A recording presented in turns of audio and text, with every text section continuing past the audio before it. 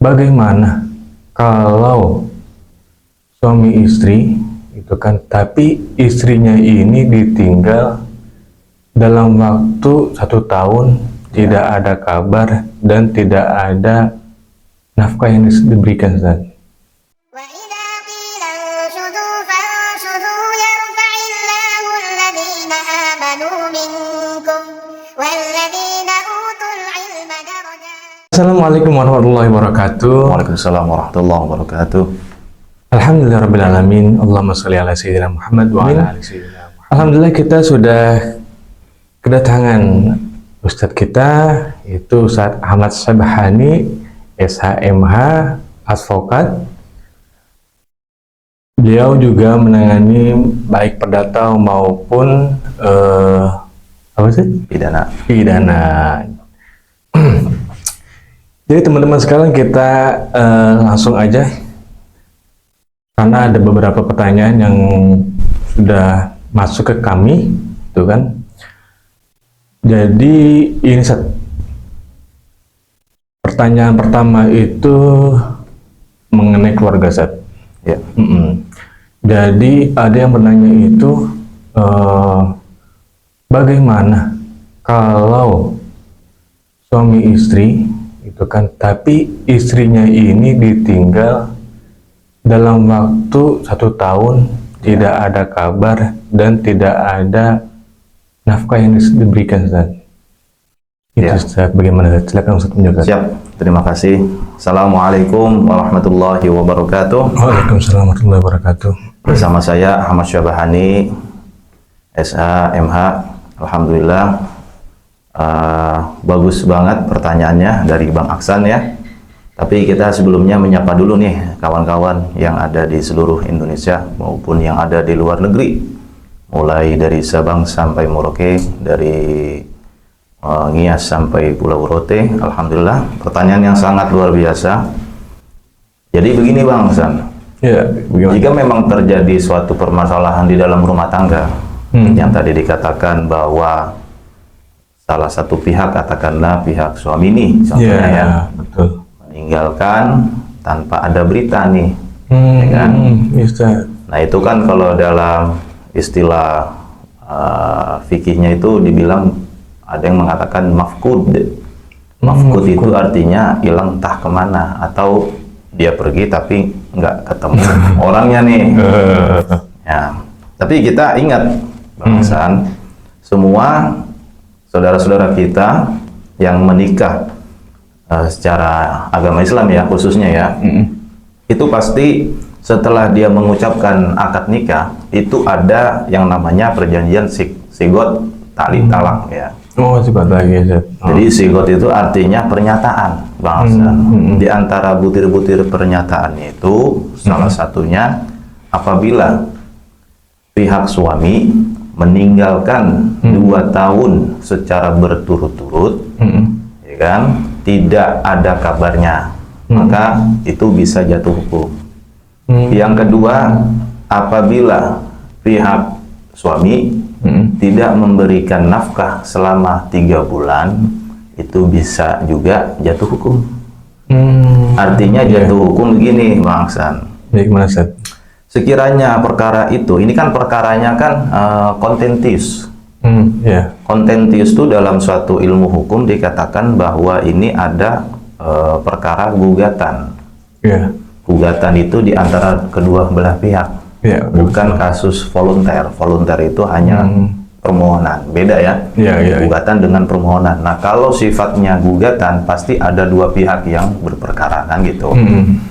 Nah, akibat perilaku yang dikerjakan oleh pihak pertama ataupun yang kedua, tapi khususnya ini yang apabila terjadi pada suami itu ya, meninggalkan tanpa ada berita. Nah, itu bisa kita mediasikan dulu. Apa kita sudah melapor? Pertama itu. Oh, itu pertama tuh ya, melapor dulu ya. Pertama kita melapor dulu. Tentunya kepada aparat yang berwenang. Ya mulai dari RT, RW, terus sampai baru perlu pihak kepolisian. Nah, jika kita sudah melakukan langkah-langkah hukum tersebut, Iya. nah, kita bisa melakukan mediasi. Apakah bisa dipertemukan masalahnya apa? Iya, iya. Nah, kalau memang ada masalah-masalah di luar yang lain, ataukah dia nggak pulang-pulang itu karena ada sebab masalah perselingkuhan, itu apalagi, ya kan? Di Islam saja, di agama kita itu dalam sigot ta'li talaknya itu memang menyatakan apabila pihak suami meninggalkan 2 tahun secara berturut-turut dan di bawahnya 3 bulan tidak ada nafkah. Coba. Iya, iya. Ini setahun, Tat. Iya. Tapi kita mediasi dulu nih. Oh, iya, iya. Mediasi dulu dengan orang tua suami Iya. atau orang tua istri, Hmm. kan? Sebetulnya kan yang dibilang tidak menepati janji atau tidak melaksanakan kewajibannya itu kan kalau enggak suaminya, ya enggak istrinya. Kalau enggak istrinya, ya enggak suaminya. Iya, benar, Tat. Ya suami, ya iya, kadang bisa juga istri. Istri, ya iya, kadang-kadang juga suami. Nah ini Iya. kita pertemukan dulu di antara keluarga ini. Kalau memang sudah mentok, maka kita ajukan permohonan gugatan, ya. Jadi gugatannya Iya, iya, iya. melakukan langkah-langkah hukumnya bentuknya gugatan. Gitu Bang Aksan. Baik, Sat. Jadi kan itu kan harus pertama itu kan langkah tahap awal itu kan dia kan melapor ke pengurus lingkungan. Iya. Dan baru bila memang sudah tidak ada titik temu, melapor lagi ke pihak berwenang, ya, Sat, ya? Iya betul. Terus itu. Terus dalam perkara tadi itu kita menyampaikan permohonan gugatan itu isinya apa tuh, Sat? Ya. Yang kita itu yang sampaikan itu nanti. Oke, dalil-dalil hukumnya kalau memang sudah kita temukan bukti-buktinya, memang tidak ada kejelasan kabar, itu kita melakukan suatu gugatan melalui pengadilan, ya kan, melalui pengadilan. Tapi kalau memang pihak yang memang merasa dirugikan, itu biasanya hakim juga akan menanyakan dalil apa yang digugat di dalam permohonannya itu. Oh, gitu. Seumpamanya ketika seorang pihak istri nih menggugat, Iya. di dalam permohonannya dalil-dalilnya bahwa tidak diketahui keberadaannya, katakanlah. Iya. Maka pasti hakim akan menanyakan, ini benar tidak ada apa memang pergi? Kalau tidak ada, biasanya itu hakim memberikan jalan tempuh, yaitu sidang ghaib, tidak dihadiri karena tidak ada, kan gitu. Iya. Tapi itu butuh waktu yang lama, Bang Aksan. Kira-kira berapa lama itu, Sat? Itu bisa 4 bulan. Oh, 4 bulan. Makanya langkah-langkah hukum yang harus ditempuh oleh seseorang, apa dia melakukannya dengan sendiri atau dengan melalui jasa pengacara, kebanyakan umumnya mereka ingin cepat selesai urusannya gitu. Oh. Iya. Iya. Karena kan melihat kasusnya ini kan yang sangat dirugikan kan pihak istri. Iya, benar Kan gitu kan. Nah, biasanya trik-trik di dalam kita membuat gugatan, kita harus kita menanyakan dulu kepada klien kita. Gitu. Sekiranya klien kita itu menemui jalan buntu, kita bisa memberikan kemudahan. Bagaimana ini perkaranya gitu.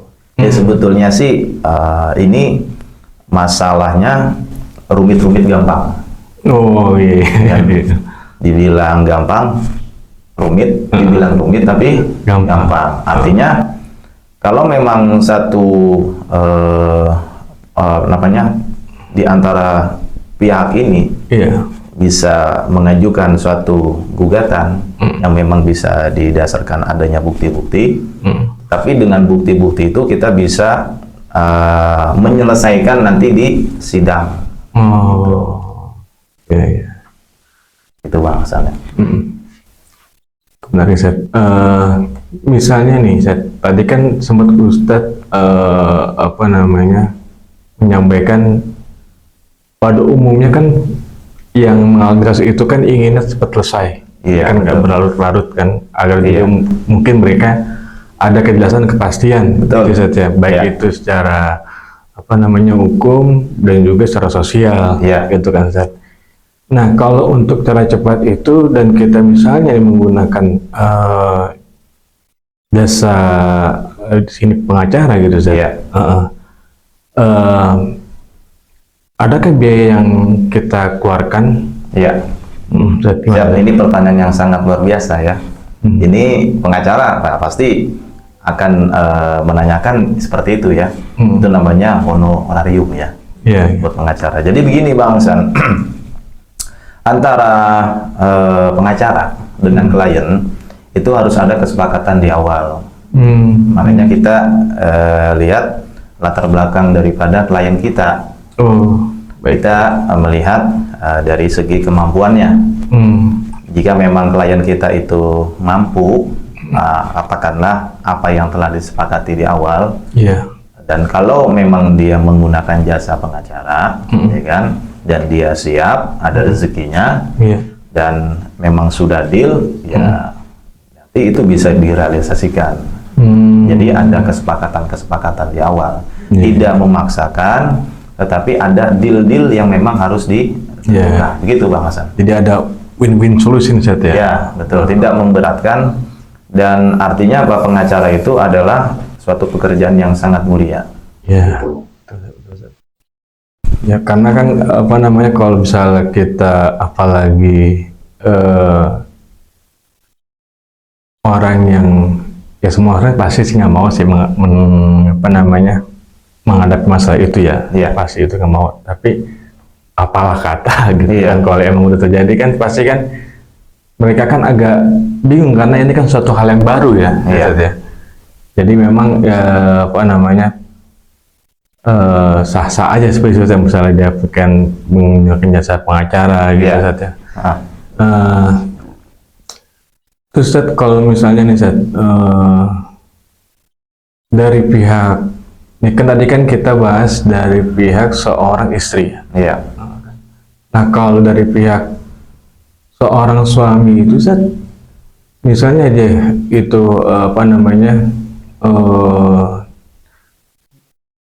mungkin ya, atau bisa jadi ada peraturan di antara mereka yang tidak tertulis gitu, Ustaz. Ya kan, misalnya dia istrinya ini katakan ya mungkin agak bahasanya kurang enak, mungkin membangkang kepada suaminya, atau dia itu kita memberikan pemahaman itu dia berusaha terus menolak, dan terus dia menjadikan alasan berkarir dia di luar ataupun dia mengurus rumah tangga kita itu menjadi sebuah permasalahan yang pada akhirnya dia membuat kita sebagai laki-laki itu tersinggung maupun kita emosi gitu, karena kan banyak Ustaz di berita-berita juga kan itu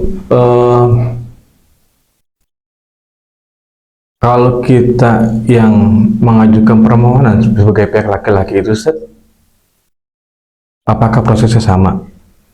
Iya, pertanyaan yang sangat bagus. Jadi begini, Bang Hasan, itu di dalam kompilasi hukum Islam, di dalam pasal 116 dikatakan, apabila dari pihak suami maupun istri yang melakukan suatu tindak, katakanlah perselingkuhan, miras, judi, dan mandat ya, atau kalau memang itu ditemukan bukti-buktinya ya karena di pihak suami atau pihak istri melakukan suatu tindakan-tindakan yang memang bisa diambil langkah-langkah hukum, itu memang harus dilaporkan.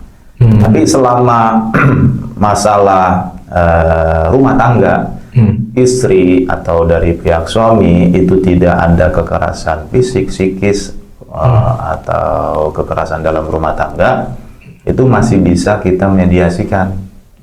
Mungkin itu juga bisa karena perbedaan prinsip-prinsip, karena perkawinan di usia muda, ya kan? Kalau di usia muda biasanya begitu, emosinya belum stabil. Nah, kalau ada faktor-faktor luar ya, yang mempengaruhi kehangatan romantisnya dalam rumah tangga karena sebab yang tadi saya sampaikan di kompilasi hukum Islam. Jadi kompilasi hukum Islam itu adalah karya anak bangsa.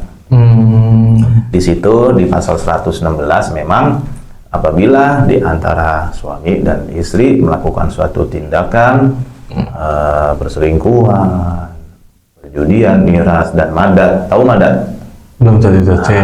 Madat itu ya di antaranya ya mabok gitu ya, keras. Sekarang kan lagi marak-maraknya judi online kan. Oh iya, susah Kan? iya, Ini kasusnya kan fenomena luar biasa ya. Iya. Ini tingkat perceraian di kota-kota besar ya itu tinggi. Sebabnya ya masalah kayak tadi itu, tidak ada tidak ada kejujuran dalam membiayai rumah tangganya. Ternyata disalahgunakan.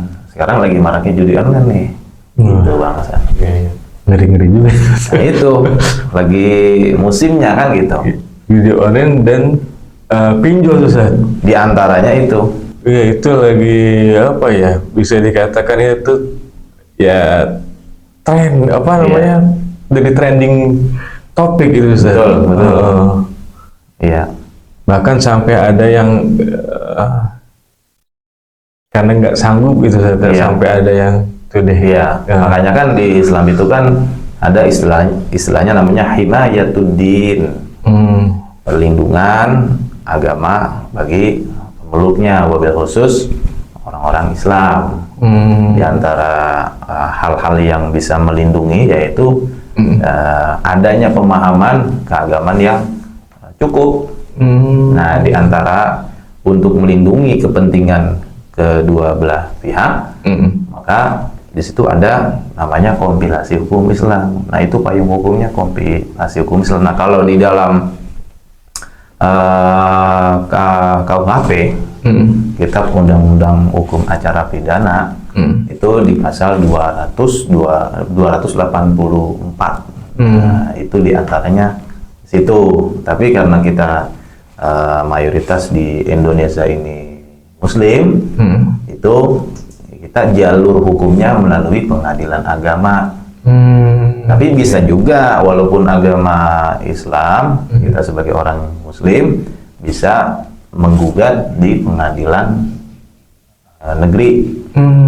Pengadilan negeri itu pengadilan umum ya. Di antara peradilan umum ya isinya pengadilan negeri. Tapi mayoritas kita sebagai umat Islam itu mengajukan gugatan itu melalui pengadilan agama. Gitu Bang Hasan. Dan kita dikasih jalurnya, dikasih jalannya lah. Iya Ustaz.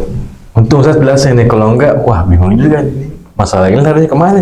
Pengadilan negeri atau pengadilan agama? Ya, gitu Bang Hasan.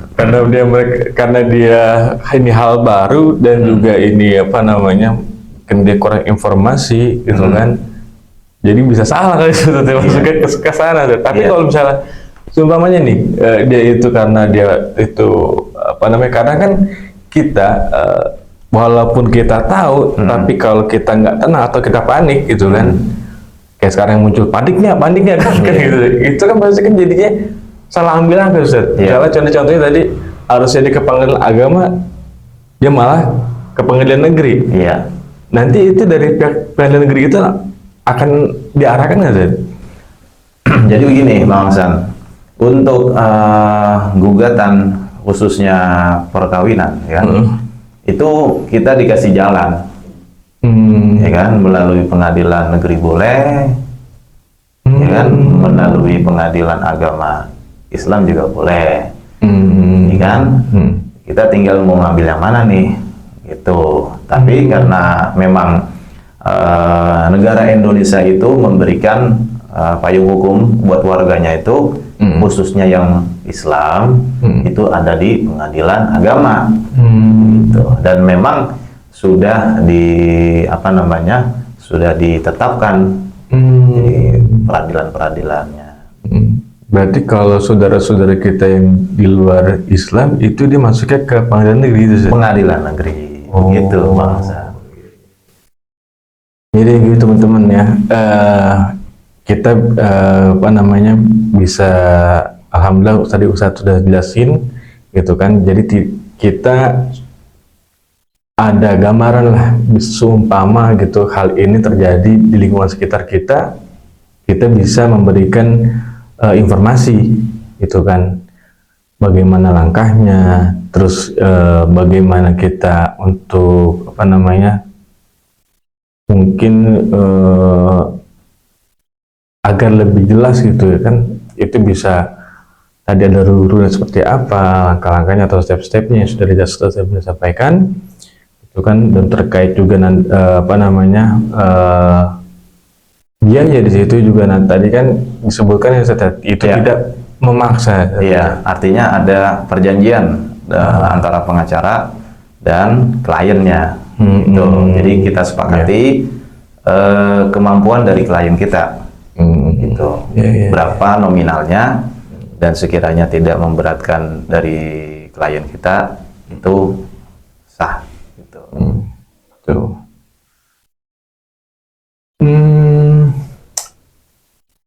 Mungkin kita akan masuk pada sesi pertanyaan yang berikutnya, tapi saya berhubung waktu ya. Siap, Hasan. Kita akhiri sampai di sini. Untuk teman-teman yang nanti ingin bertanya, itu bisa nanti di kolom komentar atau nanti bisa hubungi admin kami, gitu kan. Bisa mau untuk konsultasi. Terus juga kami sangat mengharapkan komentar positif dari teman-teman agar channel ini bisa lebih baik lagi ke depannya, agar kami juga lebih bersemangat lagi. Terus jangan lupa like and share ke teman-teman yang lainnya. Semoga bermanfaat dan semoga kita semua mendapatkan keberkahan dari Allah Subhanahu wa Ta'ala. Sekian dari saya, dan terima kasih Ustaz Sabani. Ya, sama-sama Bang Hasan. Sukses. Assalamualaikum warahmatullahi wabarakatuh.